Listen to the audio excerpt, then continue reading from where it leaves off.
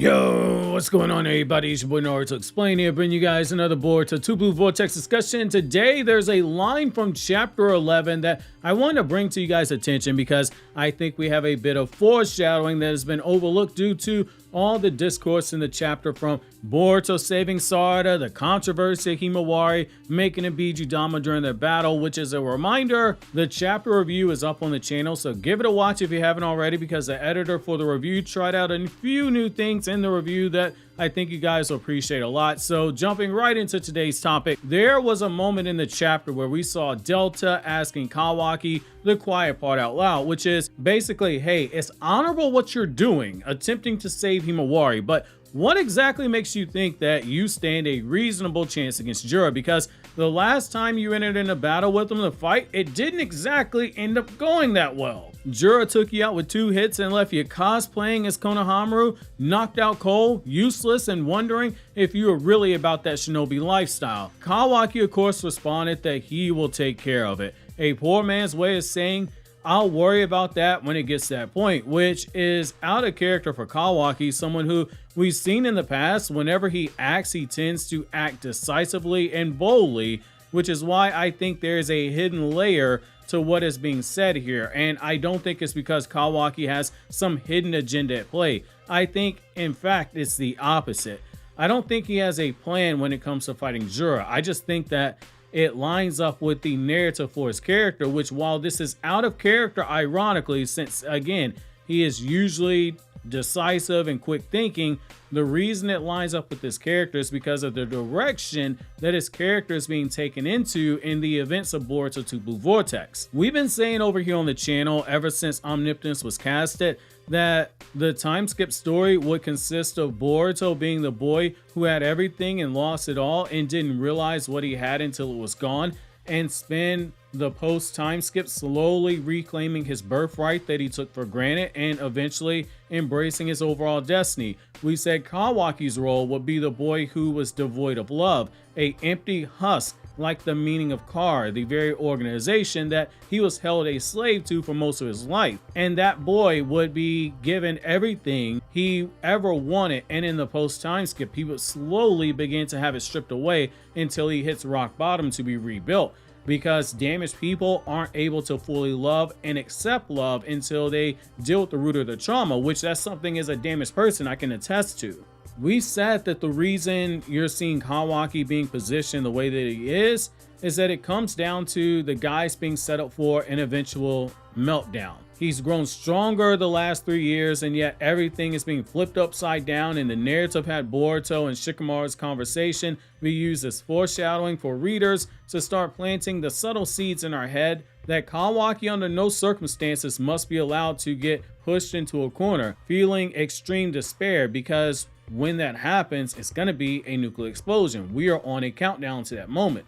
How much time is on the timer remains to be seen. He's gotten stronger over the last 3 years, strong enough that he was certain he could kill Code, despite Code being stronger than Jigen, and it stops there. Everything after that, he got it all wrong. He made the mistake of assuming that Boruto would grow at a similar rate as him. So if Kawaki was a 10 at the end of the time skip and Boruto was a 7, Kawaki assumed if he went up to a 13, then Boruto would be a 10, which obviously these are placeholder numbers, but you get the point that we're seeing.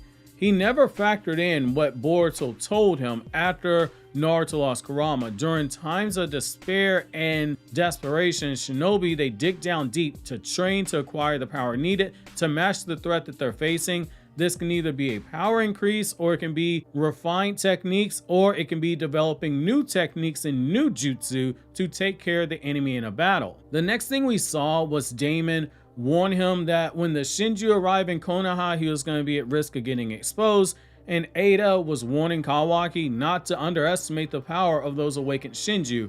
Add in Mitsuki put him to sleep, and Boruto one-tapped him. Kawaki's emotions are on an all-time high, which is why I wanted to lay out all that foundation for the core of this topic. Kawaki is running super emotional, and I think there's a chance that we see Kawaki, as a result of his emotions running so hot, ends up using his full power of karma. And by full power, I mean Kawaki with the horn sprouted for that extra boost of power. And I think for Kawaki, it's all tied to his emotions. Well, I think we all can agree he's definitely surpassed Jigen in power and even in skill when it comes to using Ishiki's dojutsu, the Kokugan, simply because he was able to better wield it and better manifest all the spokes of the Kokugan Eye, whereas Jigen only ever got 2 Kokugan Eye spokes manifested. But I think there's one area where Kawaki has not surpassed Jigen. It's drawing out the full power of the karma, and that goes back to what Code said to Boruto and to Kawaki in the past, which is that they were too focused on drawing out the power buff of karma that they weren't getting the full benefit to it, which is there was more than just a quick boost, but also the knowledge and skills of the Otsuki who gave it to him, and even their power buffs, they weren't drawing out the full power just yet. From the moment he reawakened his karma, I had suspicions that this was still the case, because the only times we ever seen Kawaki using the full power buff of the karma, it all came when he was highly emotional, in a highly emotionally charged state, and he had full chakra. When Jigen pulled him up, when he came to Naruto's house to take back Kawaki, Kawaki felt true despair, and he sprouted that horn out of that desperation. When he saw Momoshiki was about to kill Naruto, since Naruto refused to fight Momoshiki due to him controlling his son Boruto's body, Kawaki felt true despair and he sprouted the horn. However, in the Boro fight, while Kawaki was desperate, there was not true despair there because he had the numbers advantage then, and they always planned to unseal Naruto and have Naruto take care of Boro. And even when Boro was holding back significantly, they weren't getting blown out completely. So there was no true despair. When he confronted Boruto, Kawaki wasn't in true despair.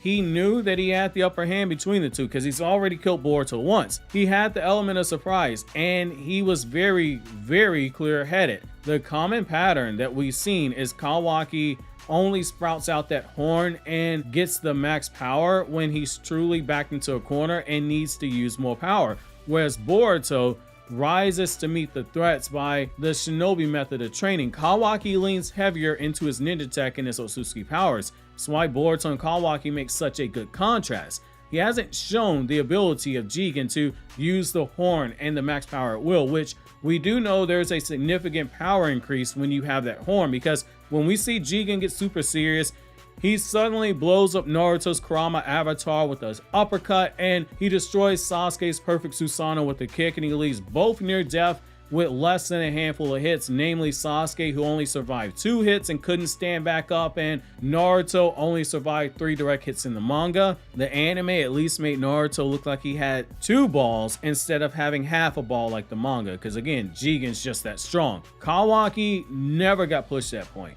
even when Jura was fighting him, because Jura ended that fight before he could feel anything except for the water from the tank pouring all over his body before Kawaki went to sleep. However, Delta was drawn, laying it on very thick on Kawaki, extremely thick for a reason. It was to have seeds planted in us as readers, to make us realize how helpless Kawaki is, and even Kawaki himself knows he's in for an uphill battle. Based on everything we've seen, that horn comes out when he's most emotional and in desperate need of power. And I think we're due to see something similar occur with Kawaki when he confronts Jura. That is literally the only thing that will prevent Jura from going through the claw mark and joining Hidari, because he wants to eat Himawari. Jura was shown fascinated by Himawari's growth and the emotional triggers. It only makes sense that seeing Kawaki in such a way would fascinate him as well, because he's seeking to understand human emotions. The guy couldn't grasp why Inojin was willing to run to save Himawari despite all the constant warnings. He couldn't grasp why Shikadai and Chocho attempted to stop him from getting to Himawari. He couldn't understand why Himawari tapped into another level of power due to her emotions. Seeing Kawaki do something similar would open up even more questions to Jura in this moment of time. As I said, when Jura pulled up in front of Himawari in Team 10, I started sounding the alarm bells that this felt very much like paying homage to Dragon Ball, something Ikimoto's done a lot. Dragon Ball is the one manga that I've read the most after Naruto's manga and Rurouni Kenshin. Jura was taking on a lot of traits of Cell, Inojin, Android 16. Himawari was that 9-year-old Gohan who fought Cell, and we got the parallel thrown in our faces afterwards. 16 got his face stomped in by Cell, and it unlocked Gohan's hidden power. Inojin got the Pokepoke treatment by Jura, and Himawari unlocked her hidden power. Obviously, Inojin didn't die, but everything prior to that still registered as a backhanded parallel meant to pay homage to Toriyama's iconic storyline. Ironically, during the same year that Dragon Ball is celebrating its 40th year anniversary, and if I'm not mistaken, I know Kishimoto drew a cover for those special edition 42 volumes of Dragon Ball, and I believe Ikimoto drew one as well. So I'm adding this in post-recording. Mikio Ikimoto did draw Volume 7, so that'd be 16-year-old Bulma and 12-year-old Goku on the cover for one of the manga volumes, Volume 7, during the Red Ribbon Army saga. And then Kishimoto drew Volume 11 for the 22nd Tenkaichi Budokai. That's where Goku and Tien Shinhan are fighting. Those volumes would be on sale as a part of the entire Dragon Ball manga. So it's like 42 manga volumes that are all drawn by iconic mangaka who have been in Weekly Shonen Jump to pay respect to Akira Toriyama, the grandfather of a lot of modern shonen. It's a really big deal that Ikimoto got asked to draw one of the manga volume covers, so I'm going to be buying it because I'm a Dragon Ball fan when that comes out, even though I already own everything.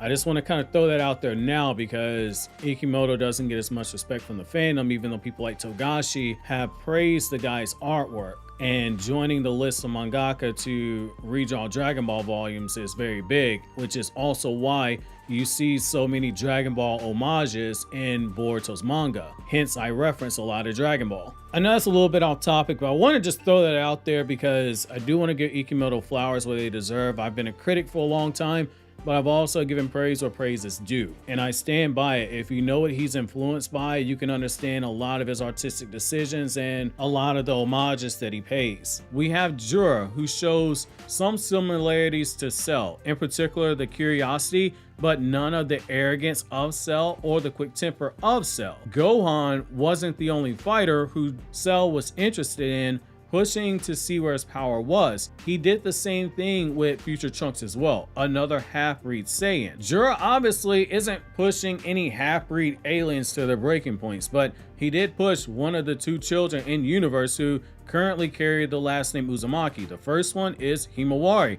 The other one is Kawaki, who, while he's technically not Uzumaki, due to the omnipotent Shinjutsu, everyone believes he is Naruto's natural-born son, Kawaki Uzumaki. I think we run a risk of seeing the same thing play out, just as Cell used Trunks to get to his full power as a chance to test out Cell's own power. Jura stands a chance to do the same thing to Kawaki if he goes into that horn transformation. Jura's already showed us that he is curious about what it feels like to use more of his full power, and with curiosity, it leads to people doing some rather interesting things, seeking out some rather interesting experiences in order to have our deepest desires and curiosity fulfilled. Which, if you're curious about what happens in chapter 11, click here on the left for the chapter review, or click here on the right if you're a Demon Slayer fan, because this Nezuko video is going to change a lot of how you view your character.